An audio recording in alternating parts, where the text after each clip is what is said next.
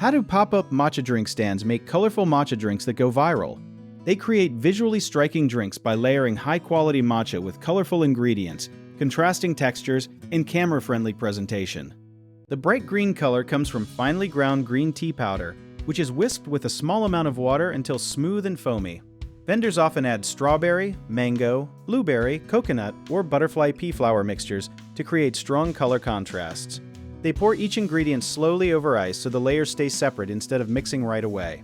Clear cups help customers see the stripes, swirls, and floating foam before taking a sip. A clever detail is that butterfly pea flower tea changes from blue to purple or pink when something acidic, such as lemon, is added. This gives the drink a color-changing effect that people enjoy recording. Some stands use cold foam, flavored cream, fruit pieces, or a dusting of matcha on top to add height and texture. To make this actionable, choose 2 or 3 flavors, test how their colors look in a clear cup, and film the pouring process in bright natural light.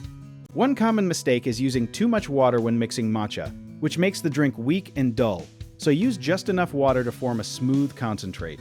Another mistake is pouring ingredients too quickly, causing the layers to blend, so pour over the back of a spoon and let each layer settle.